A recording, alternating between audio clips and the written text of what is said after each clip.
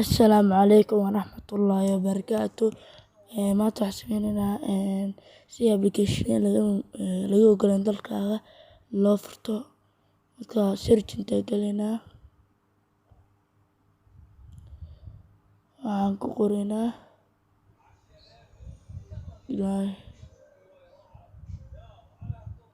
taasaan ku qoreynaa. Kadib noo soo saari mayso Chrome ka keenaynaa.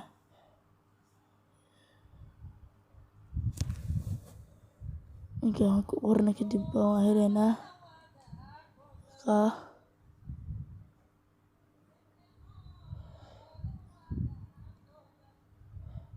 rabnay waa labadan. Khaasatan waxaa weeyaan ka saramay waxaa weeye ka hoose ka wadnaa ka hoose this item list akhriska yarka soo saaray ka baabi'ineynaa kaligeena in noo soo dego ka taabaneynaa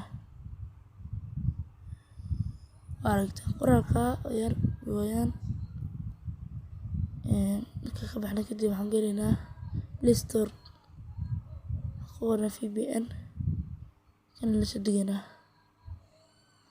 wiishii open madayna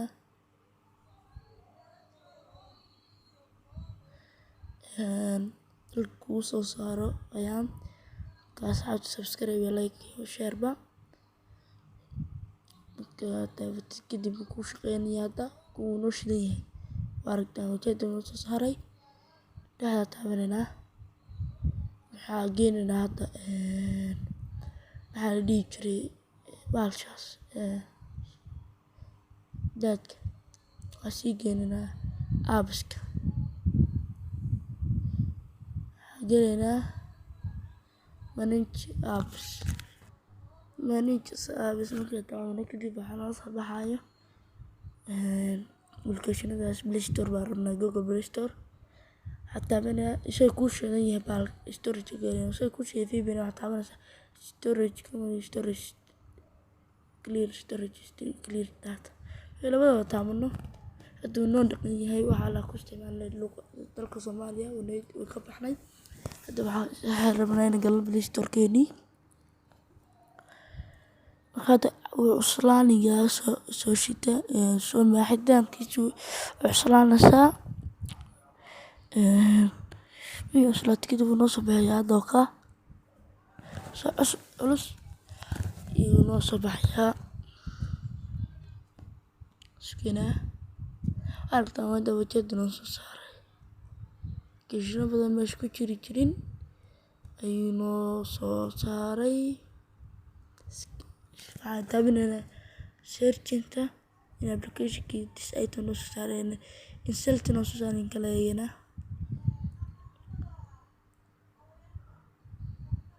qoreynaa taa u sareeyaan ka maagta kuma qorna this item aragtaan this item kuma qorna insert noo soo saaray waliba lacag waa la bixinayaa aragtaan indhihi nashada ku aragtaan la soo degi kartaa lacag ka bixisid. Hata waxaa jira application badan oo dalkaaga laga ogolaan Soomaaliya hata kan oo kala day this item soo saaray insert soo saaraya application badan baa jiray sidoo kale mid kuwa badan oo la ogolaan ma jiray sababtoo ah hata ka maartay kan lama ogolin hadana ka aragta insert soo saaraya idriir tu asxaabtu aragtaan waan faa'iideeyay marka si darteed waxaan dheeynaa subscribe iyo like iyo share. Assalaamu calaykum.